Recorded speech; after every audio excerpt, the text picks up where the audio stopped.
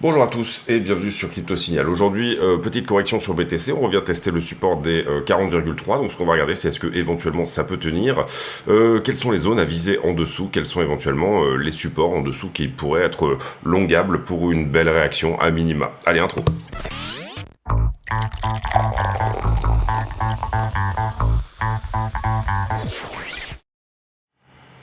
Alors, on est là sur le BTC face au dollar comme d'habitude.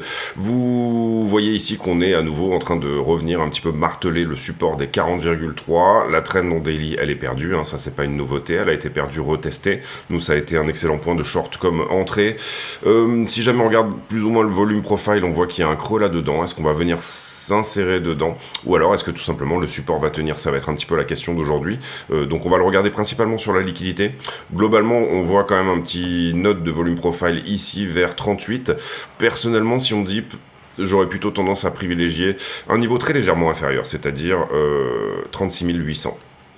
36 800 pour un rebond. Pour le moment, en tout cas, de ce que je vois sur la charte, voilà, très légèrement venir en fait titiller un petit peu le point de contrôle qui se trouve de ce node là ici, qui se trouve là-dedans. Et pour moi, là, on pourra peut-être éventuellement avoir possibilité d'un rebond. Vous voyez qu'on est un petit peu sur cette zone-là qui n'a jamais été retestée par le passé. On a une imbalance qui est là-dedans. Personnellement, j'aurais quand même tendance à trouver ce niveau assez sexy, 38, et juste en dessous, finalement, le niveau 4 heures qui pourrait lui, effectivement, tenir, à savoir 36 800. Ça concorde pas mal avec le bas ici de cette accumulation, en tout cas si jamais on y va aujourd'hui, si jamais on y va rapidement, d'accord, si jamais on a un gros dip aujourd'hui pendant Wall Street, ce qui n'est pas une donnée forcément intrinsèque, on va dire forcément qui est jouable, puisque d'une certaine manière, on a une nouvelle réaction ici sur le niveau, vous le voyez ici sur le 5 minutes, et on ne vient pas chercher le plus bas, qui était celui de cette mèche. Néanmoins, vous voyez qu'on pourrait même le mettre là, enfin bon, c'est à peu près la même chose. Globalement, quand même, je pense qu'on a besoin de venir cueillir la liquidité en dessous. Quelle est la psychologie de cette idée-là, hein, finalement, c'est-à-dire ce besoin de éventuellement venir prendre la liquidité qui se trouve en dessous? Tout simplement, les gros portefeuilles, on va dire, qui vont vouloir jouer longue, donc changer leur fusil d'épaule à ce stade, vont peut-être le faire dans une zone où finalement ils vont pouvoir filer un maximum d'ordre sans que le prix finalement ne remonte tout de suite. Vous comprenez ici que si jamais j'ai des centaines de millions de contrats, on va dire, et que j'ai envie de jouer ce long ici, et bien à ce moment-là, je vais me servir des stop-loss de tous ceux qui sont garés sous la structure. Je vais me servir également de tous ceux qui vont rentrer longue ici sur la structure, mais qui vont potentiellement se faire liquider. Donc du coup, quand vous vous faites liquider et que vous êtes rentré longue, vous avez finalement un acte de vente automatique au marché. Donc ici, le problème, si jamais on y va, encore une fois, c'est pas une certitude, mais le problème, ça va être de jauger quel est l'endroit où éventuellement, en termes de liquidité, on aura fini de prendre la liquidité. Et jauger cet endroit est assez difficile parce que, d'une certaine manière, il est possible que derrière on ait des retail qui essayent d'attraper un couteau qui tombe, et là pour le coup ceux qui ont énormément d'argent, encore une fois, vont profiter une nouvelle fois de cet effet couteau qui tombe pour finalement avoir un maximum d'ordre d'ouverture, absorber toute l'offre finalement, et puis éventuellement repartir par ailleurs vers le haut. Donc l'idée ici, c'est d'aller prendre la liquidité pour les institutions, tout simplement, les très gros portefeuilles, aller prendre les liquidités, se servir des liquidités de ceux qui sont liquidés et ceux qui sont stop, pour finalement ouvrir dans l'autre sens, vous l'aurez compris. Ici, portefeuille quasi illimité, ça peut être du market maker, ça peut être des institutions, ici c'est pas la question. Les market makers, en ce moment, on va dire qu'ils ont mangé leur chapeau pendant un certain temps, c'est-à-dire que là, ils ont dû absorber finalement tous les longs, et ouvrir du short. La question, c'est maintenant à quel endroit ils considèrent que c'est bon. On peut éventuellement se retourner pour, je dirais à minima, venir retest soit 44, soit 44,6. C'est l'idée ici. Il est possible que ça se fasse dans le temps assez longuement, c'est-à-dire que cette traîne fasse office finalement de juge au niveau du temps, on va dire ça comme ça. C'est-à-dire si là, je dois revenir, vous le voyez, à 44, retester à nouveau la trend rouge, là, sans pour autant, on va dire, perdre le range dans sa globalité ou sans pour autant perdre la totalité du truc, vous comprenez que ça nous emmène en février, tout de suite, donc d'ici une semaine ou deux. Personnellement, c'est vraiment mon scénario privilégié à ce stade, c'est-à-dire perdre les 40 pour pouvoir filer justement ces ordres. C'est là qu'on aura le switch. La question, c'est à partir d'où on part pour repartir dans l'autre sens et prendre finalement ce trade qui doit donner une amplitude de 5 ou 6 000 $, peut-être. Il est possible que ça switch tout de suite, ça m'étonnerait. Sincèrement, ouvrir à 39,5 par exemple me paraît un peu hasardeux. Maintenant, si on a une structure au 39,5, on peut peut-être jouer au moins une réaction jusqu'à 42 et quelques, mais derrière, pour moi, ça reviendra derrière, retravailler un peu plus bas. Maintenant, c'est possible qu'on ait une réaction. Regardez, même sur le niveau 5 minutes, ici, on a une réaction, donc sincèrement, pourquoi pas. Qu'est-ce qu'on tient ici comme trend en termes de distribution? Eh bien, la daily qui était ici, d'une certaine manière, elle a été perdue ce week-end. On en a créé une autre, c'était une 4 heures par le passé. On en a créé une autre qui est celle-ci. Bon, moi j'aime pas trop le concept ici, que j'aurais bien aimé qu'on continue vraiment dans le momentum de la daily ici et qu'on ne fasse pas un peu cet excès. Maintenant les week-ends c'est parfois un petit peu compliqué sur BTC en ce moment par manque de liquidité, donc on fait des ranges tous les week-ends. Si vous trouvez le range finalement, on va dire le vendredi soir, si vous trouvez à peu près le range où il va se trouver, etc. Vendredi soir, samedi matin, vous avez des très beaux ranges à jouer. Maintenant, c'est pas ce week-end par exemple, c'était pas une amplitude fantastique, 300-400 $. Donc voilà, c'était pas nécessairement. Il valait mieux, je dirais, passer du temps avec les enfants, jouer au frisbee avec le chien, que peut-être potentiellement s'échiner à passer du temps là-dedans, encore que. Donc du coup, ça je l'ai dit, la daily qui est ici est perdue, celle-ci. Donc à moins d'en faire une weekly, à moins d'essayer de se dire, en fait, maintenant on est là-dedans, d'accord? Moi j'aime pas trop, j'aime bien quand les creux successifs s'alignent bien. Donc on va tout simplement enlever celle-ci. On va garder celle-là, qui est en daily, elle n'est pas perdue en daily. Et par contre, pour moi, il y a un niveau très important ici, qui est ce niveau 4 heures qui a très bien tenu hier. Vraiment, il a été très fort travaillé. Et à chaque fois qu'on faisait un excès, vraiment dans les 4 heures, on revenait le réintégrer jusqu'à finalement dump le prix dans cette mèche-là. Est-ce qu'il est possible de réagir ici et de remonter à 42,5? Bien entendu. Donc du coup, là, c'est ce qu'on va regarder, c'est la nouvelle daily maintenant qu'on a sous les yeux. Est-ce qu'on garde ce momentum là ou est-ce qu'on en sort? Est-ce qu'on revient tout de suite tester la traîne rouge que vous voyez là? Est-ce que ça va mettre plus de temps? Est-ce qu'on va d'abord aller à 38? Pour moi, dans mon scénario, on va d'abord aller à 38.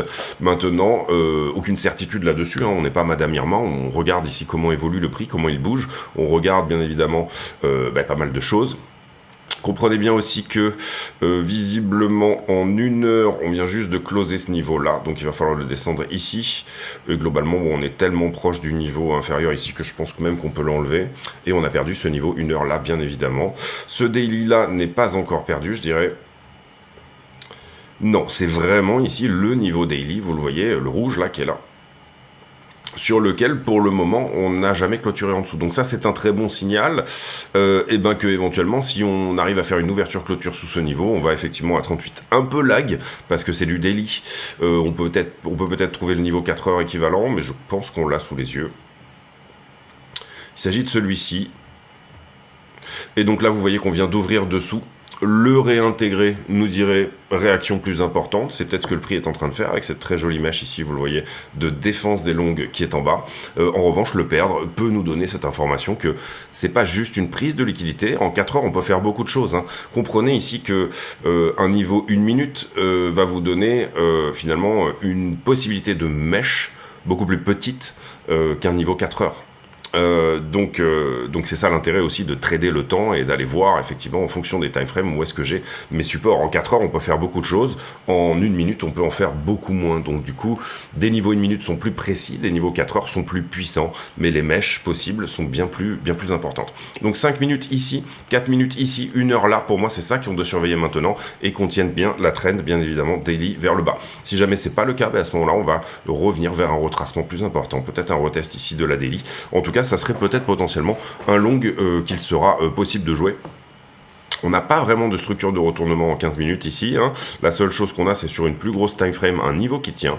Et c'est plutôt propre, vous le voyez ici sur le 5 justement. Si on construit ici par exemple ce W, on peut peut-être se dire ok ça va plus haut. Si on se fait rejeter par la trend, à ce moment là on peut se dire ok ça va enfoncer le niveau 4 heures, le niveau 1 heure et le niveau 4 minutes que je vous ai montré tout à l'heure. C'est tout l'intérêt de la price action, c'est d'être au courant un petit peu avant que les choses se passent et que ces choses là vont éventuellement se passer. Derrière Ethereum, BTC, qui est assez fortement à la correction. Ether a pas mal corrigé. Maintenant, c'était plus ou moins quelque chose on va dire, qui était plus ou moins prévu.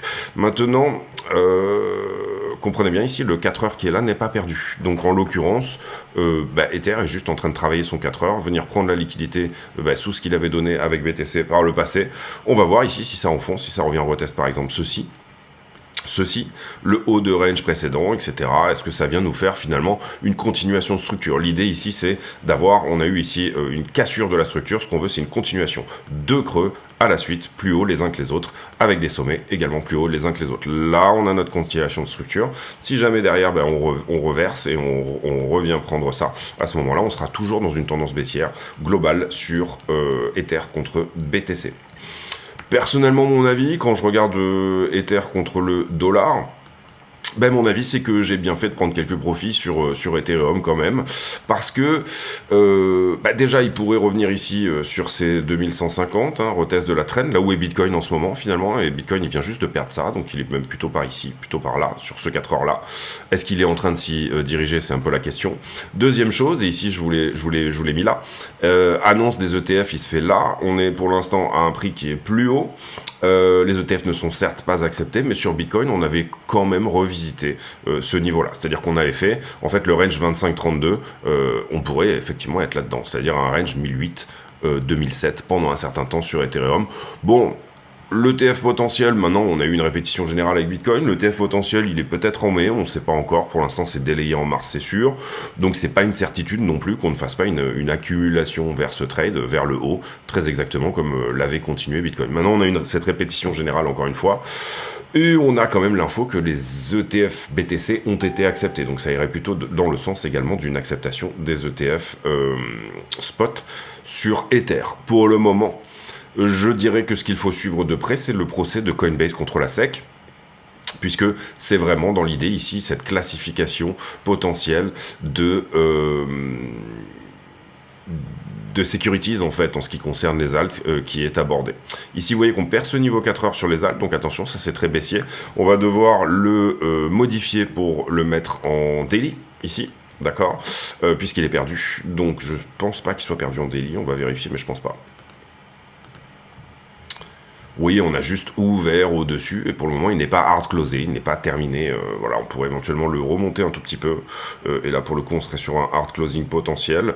Pour le moment, on va le laisser comme ça, c'est-à-dire, moi, j'aime bien changer l'ATF des niveaux, mais sans nécessairement les bouger. Derrière, ici, on a une 4 heures qui continue à délivrer, finalement, sur les alts. Personnellement, voilà, mon scénario à peu près depuis le départ, c'est une correction ici en zone de rechargement, c'est-à-dire quelque chose de plus important. Maintenant, est-ce qu'on perd réellement les niveaux pour éventuellement une continuation ici?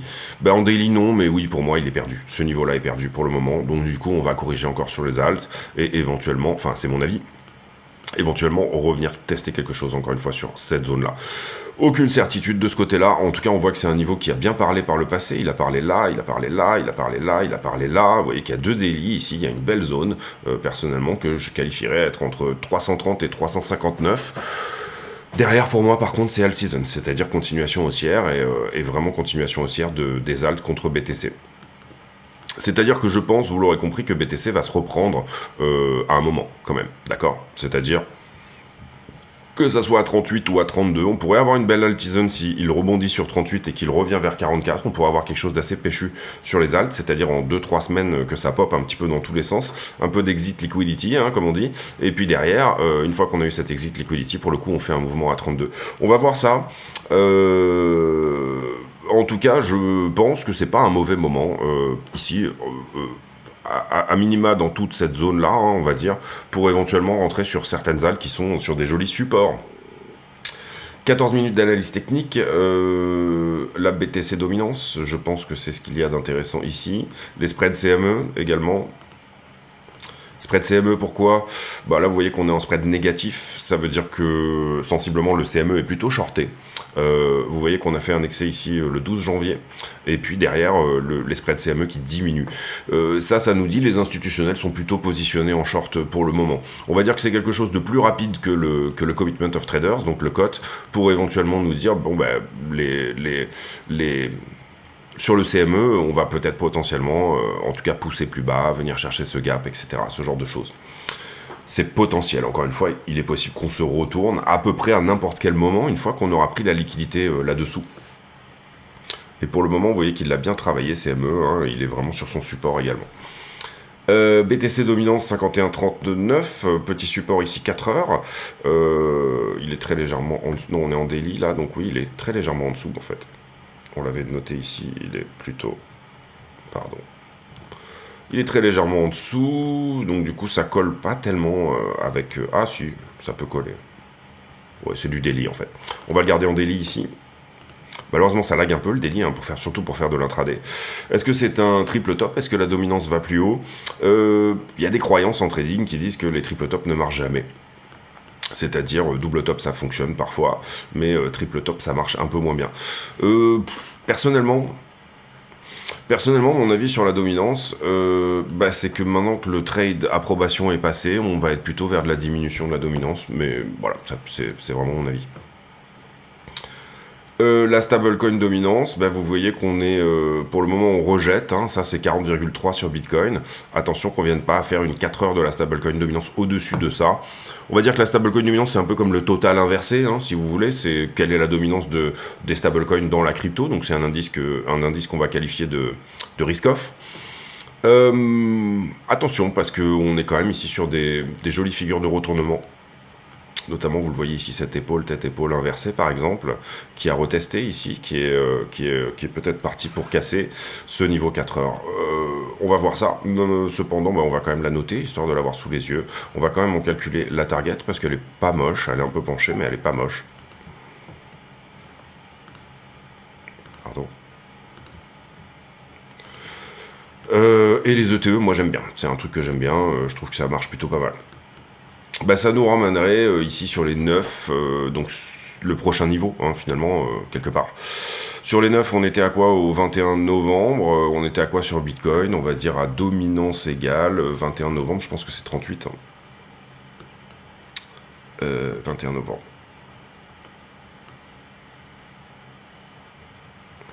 Ouais, ça colle pas mal avec ma target de 36,8 par là. À dominance égale, encore une fois, 36,38. On va voir si c'est le cas. Hein, encore une fois, on n'a aucune certitude ici que ça va vraiment attaquer le support. Pour moi, on a besoin de l'attaquer. Ce qui me gêne un peu dans l'idée juste de long comme ça à l'aveugle, 39,5 en se disant dès qu'on aura fait un tour là-dessous, ça va repartir, c'est qu'on peut enfoncer un petit peu plus. Vous le voyez par exemple ici. Bon, ici le support a été peut-être moins évident. Mais ici, où on avait enfoncé quoi, allez, 1800 dollars à peu près, 800 dollars, 39,2, 800 dollars, 39,5. Pour le coup, là, voilà, ça serait le scénario où effectivement on reprend 39,5 et derrière on construit quelque chose effectivement vers le haut.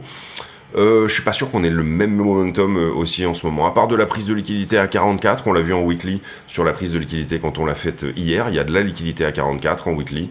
Il n'y a pas énormément de choses à prendre non plus en termes de fondamental, on va dire de trade et de tendance haussière, ce genre de choses. On est plutôt sur de la vente sur fond de ok, les ETF sont acceptés, moi j'ai passé mon trade. On le voit d'ailleurs, et je vais faire tout de suite du coup la news. On le voit sur certaines whales qui viennent à vendre 59 000 BTC d'un coup, qui ont été achetés il y a 3 ou 6 mois, autour des 26K. D'accord? Donc ça, c'est de la prise de profit. Ils ont fait un beau trade. L'Ethereum a été approuvé. On voit également, et ça c'est important de le comprendre aussi, on fera peut-être une vidéo Glassnode demain, on voit également quand même des groupes on va dire des fiches, des tout petits qui sont plutôt à la vente, et donc les moins de 100 BTC. Et on voit ici quand même des whales qui recommencent une accumulation. Donc ça c'est intéressant aussi, c'est-à-dire que les grosses adresses, les institutionnels, etc. sont potentiellement en train de recharger. On le voit ici, vous le voyez sur Glassnode ici, sur les gros on est plutôt en zone neutre, vous voyez qu'on n'est pas dans le bleu total non plus, alors qu'on était dans le bleu total légèrement avant. Par contre, grosse distribution autour des 10 à 100 BTC. Vous voyez ici que c'est en train de s'inverser d'une certaine manière, c'est-à-dire que distribution c'est là, les petites cohortes donc sont en train de distribuer fort, et par contre les plus grosses cohortes sont en neutralité, ni distribution, très légèrement accumulation. On n'est pas dans le bleu foncé non plus, d'accord ? Là où on avait distribué finalement, plus ou moins très légèrement au-dessus, vous voyez qu'on est en janvier là, donc du coup là ça doit être le dip autour des 42, 44, là ça a distribué fort et là ça commence à arrêter de distribuer. Je dirais pas que c'est de l'accumulation de la part des whales, c'est plutôt on calme la distribution. Ripple qui laisse entendre que le XRP sera adopté à grande échelle après la victoire du token contre la SEC. Oui, rentrer sur Ripple aujourd'hui, c'est faire le pari que effectivement Ripple va gagner son procès contre la SEC, enfin qu'il va y avoir un settlement. Ici, DeSantis qui sort de la course visiblement à la présidentielle américaine, donc au profit de Trump.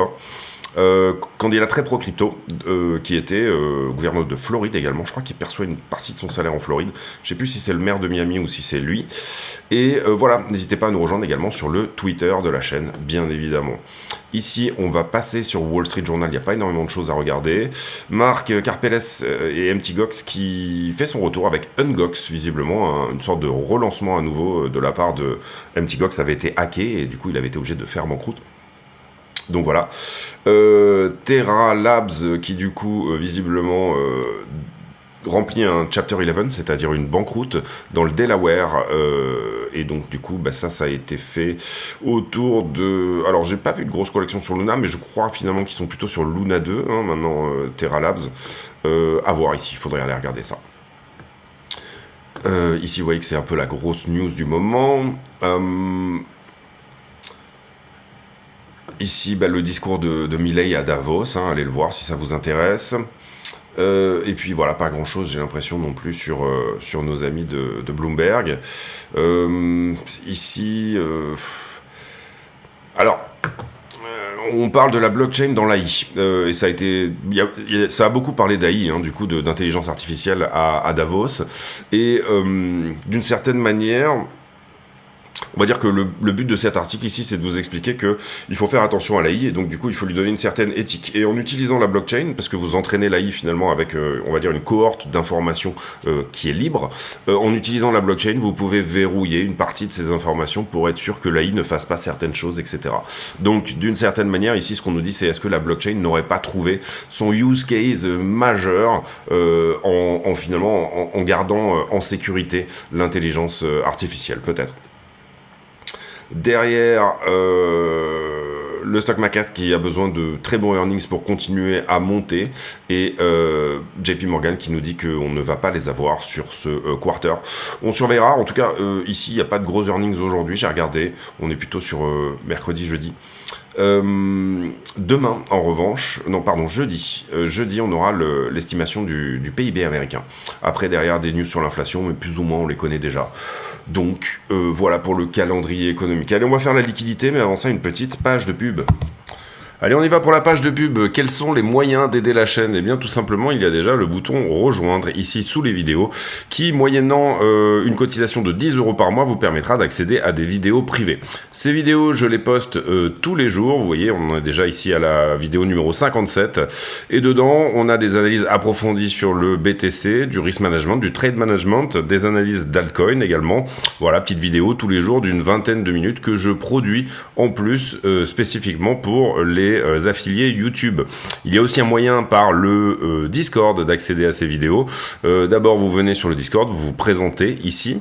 Il faut donc écouter ce que vous dit le bot ici de manière à accéder au serveur, et ensuite rendez-vous sur l'onglet ici vidéo privée, et vous pouvez lire ici toutes les choses qui vous permettront d'accéder effectivement à ces vidéos.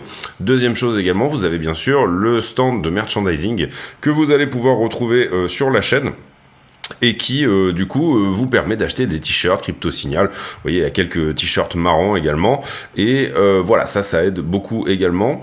Et puis dans la description de la vidéo, vous avez tous les autres liens ici qui vous permettront également d'aider la chaîne, à savoir achat de Cold Wallet Ledger, abonnement à iBlock que moi j'utilise beaucoup, tous les autres liens sur les autres plateformes également que nous proposons, mais aussi des indicateurs type Luxalgo, etc., quelques bouquins sur Amazon. Bref, n'hésitez pas à aller regarder tout ça. En plus de la vidéo publique, il y a donc pas mal de choses, et notamment, je pense, le Discord qui fonctionne très bien avec, vous le voyez ici, toute une communauté qui va poster ses analyses, et donc ça, c'est quand même extrêmement intéressant. Je vous laisse là-dessus, merci de votre écoute, à très bientôt. Allez, les liquidations, et n'oubliez pas de mettre un like sur la vidéo, et également tous les bénéfices de la chaîne sont reversés à Mécénat Chirurgie Cardiaque. Ici, météo au niveau des liquidations, eh bien 138 millions de liquidés, c'est-à-dire une journée plutôt péchue. 120 millions en longue, donc l'action de prix a été baissière énormément et c'est plutôt normal. 65 millions sur Bitcoin et Ethereum, c'est-à-dire globalement la moitié. Là-dessus, on est plutôt dans la normalité. Ici, sur les ordres, on voit que ça commence à se bousculer un petit peu pour acheter en dessous.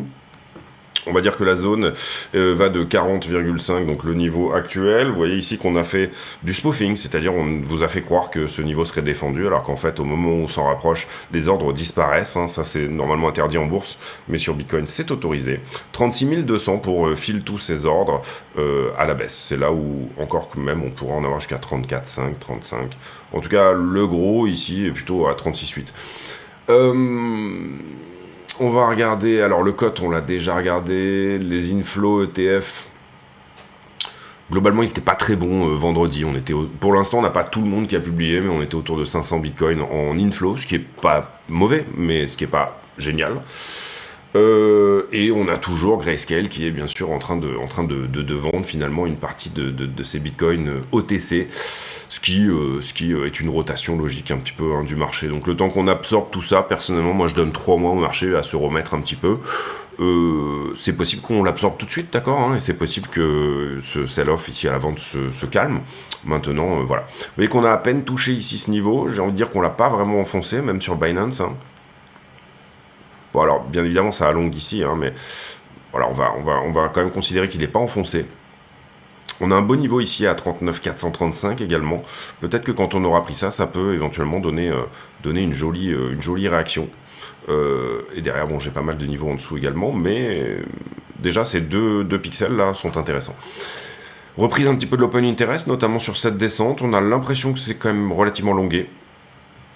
Ici, on liquide du long, mais on a peut-être un tout petit peu de short ici. J'aurais tendance à dire, ça c'est intéressant, ici, par là. Là, il y a peut-être un tout petit peu de short. Le fonding n'est pas instantané, il ne se met pas à jour instantanément, donc c'est un peu le problème. Vous pouvez aller voir ici des choses, mais...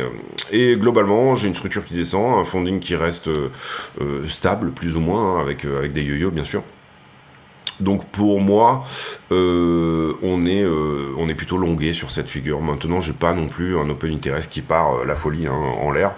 On est sur des niveaux logiques, 7 milliards. C'est des niveaux que d'habitude on tient à peu près en open interest. Vous le voyez, quand je vous montre l'open interest, c'est le nombre de contrats en circulation. Vous voyez qu'on est dans un gros range depuis un certain temps. On a tendance à déleverager toujours quand on arrive à 8 milliards. On a tendance à releverager quand on arrive ici en dessous. Donc il est tout à fait possible que, bon, on peut légèrement passer dessous, mais il est tout à fait possible que même si on passait dessous, on vienne à continuer à leverager.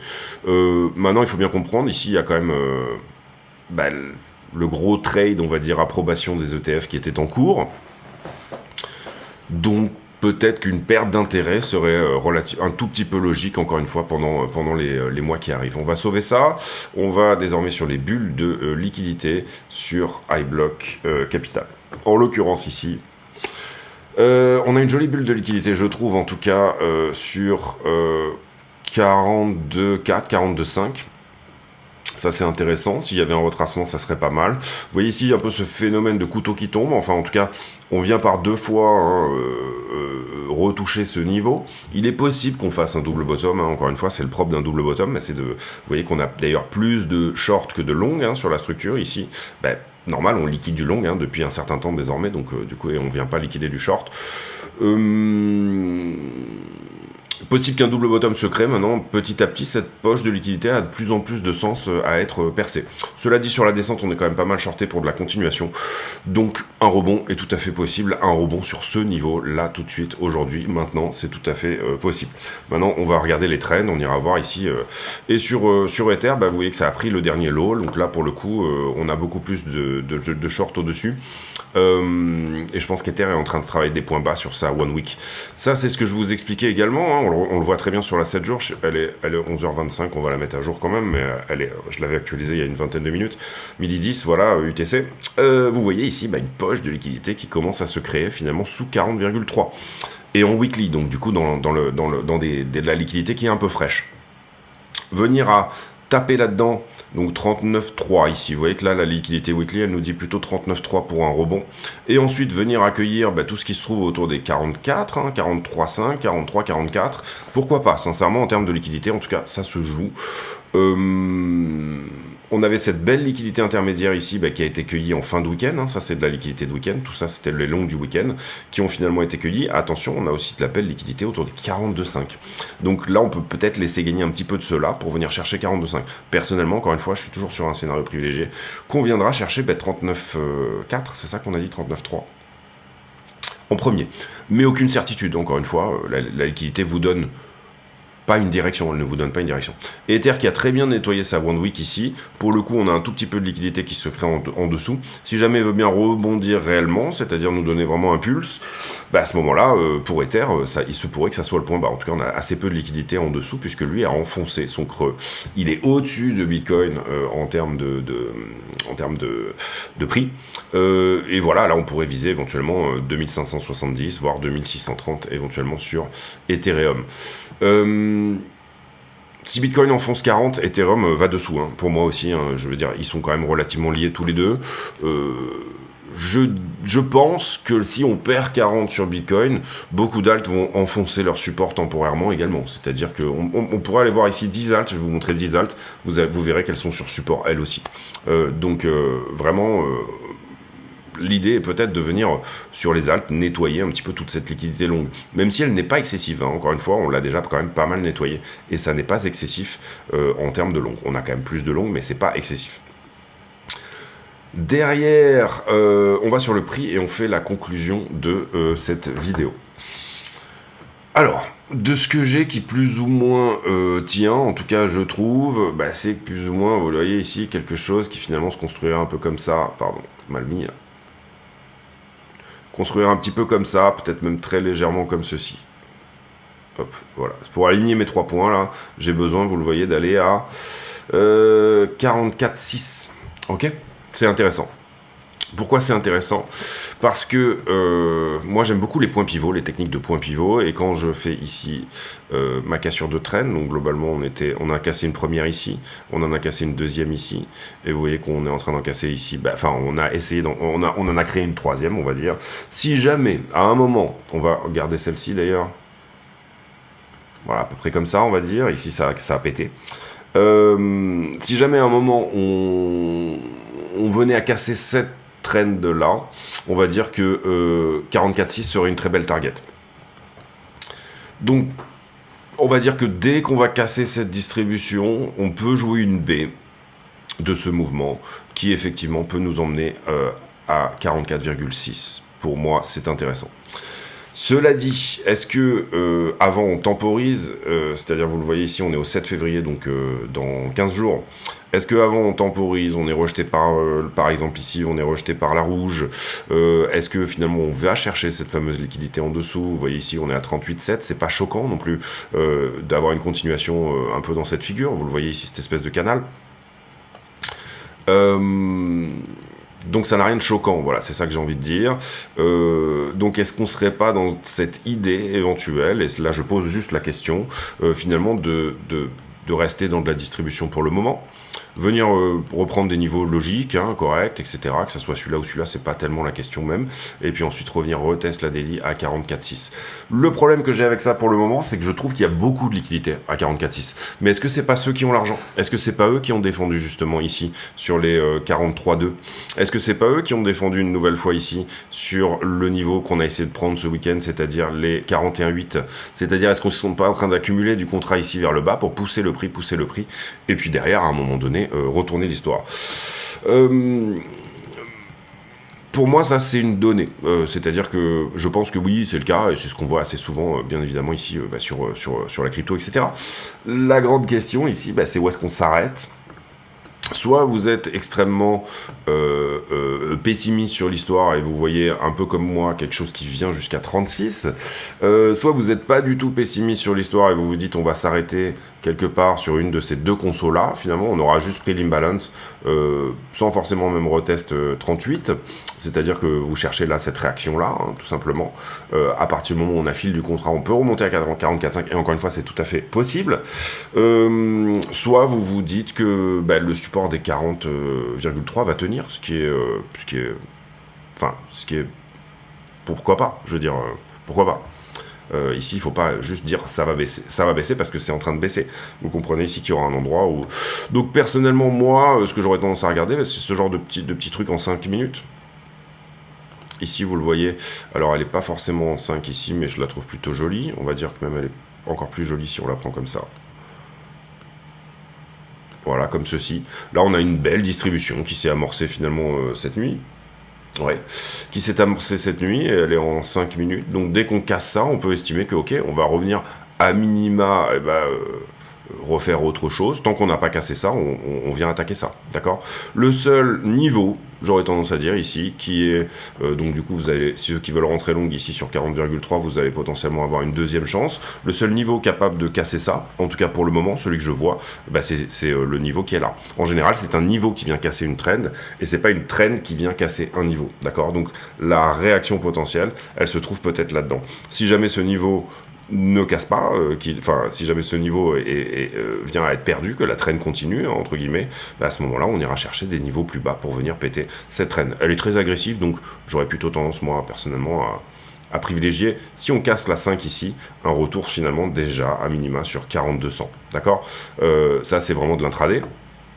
Mais si ce niveau-là maintient, aujourd'hui, si on voit que ce niveau-là a un beau maintien, qu'il vient à casser cette petite traîne 5 minutes, à ce moment-là, le trade à peu près logique, c'est de se dire, bon, on retourne à 41, 275, c'est 1000 $, ça se prend. Voilà, c'est des suites logiques, on va dire. Et puis ensuite, le seul niveau également qui serait peut-être potentiellement capable de casser celle-là, et là on verra comment bouge la price action d'ici là, hein, on va dire, ça sera la même chose, ça sera éventuellement celui-là, ou celui du dessous. Si jamais il est perdu en raison de cette trend, en général on viendra jouer celui du dessous, bien évidemment. Maintenant, c'est assez agressif là, hein, plus ou moins, ce qui est en train de se passer. Vous comprenez que l'agressivité est quand même en train d'être perdue, je vous l'ai montré tout à l'heure. Je vous l'ai montré tout à l'heure, ici on avait quelque chose d'extrêmement agressif, on est passé sur quelque chose de relativement agressif, et à partir de là on passe sur quelque chose de un peu moins agressif. Technique des points pivots, à partir du moment où on casse celle-ci, on peut jouer éventuellement la zone des 44, 44,5. Voilà, je voudrais pas faire une vidéo trop longue, il faut qu'il en reste un petit peu aussi pour les vidéos affiliées, hein, celles que je sors tous les jours spécifiquement pour les affiliés YouTube et Discord. Mais voilà un peu ce que je surveille personnellement, soit pour de l'intraday, soit pour autre chose. Personnellement, je vais aller prendre plutôt mes swings sur un exchange, que ce soit Bybit ou BitGet, c'est pareil. Et je vais aller prendre d'autres time frames, des UT différentes sur un autre exchange. Donc n'hésitez pas à avoir 2 exchanges pour trader, ça vous permettra tout simplement de trader 2 unités de temps. Après vous pouvez aussi faire de l'USDC, enfin si vous êtes sur le même exchange, mais moi personnellement je trouve ça très pratique de différencier mes trades vraiment, parce que du coup avec du levier, si vous venez à prendre un intraday là-dedans, par exemple, vous allez altérer votre prix de liquidation sur l'autre, donc n'hésitez pas à ouvrir, si vous n'avez qu'un exchange, à ouvrir sur un autre exchange, si jamais, encore une fois, l'intraday vous intéresse. Voilà pour cette vidéo, j'ai pour habitude en fin de vidéo de poser une question à la con, une question qui n'a rien à voir avec le prix du Bitcoin, mais qui nous permet de converser de choses et d'autres. Et en l'occurrence... Tiens, pour ceux qui sont propriétaires, est-ce que vous allez à vos réunions de copropriété? Question qui en dit beaucoup sur la personne, je trouve. Ou pas. Voilà, moi personnellement, j'ai quelques biens, et donc du coup, ça dépend des biens. En fait, quand il y a vraiment de la grosse AG, j'y vais, et puis sinon, je fais une procu à des gens que je connais sur place et en qui j'ai confiance. Je vous laisse là-dessus, portez-vous bien, on se retrouve demain pour une nouvelle vidéo, et puis à très bientôt. Ciao.